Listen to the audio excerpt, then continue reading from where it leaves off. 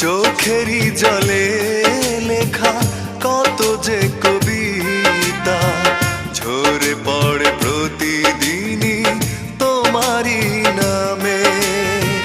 চোখেরই জলে লেখা কত যে কবিতা ঝরে পড়ে প্রতিদিনই তোমারই নামে।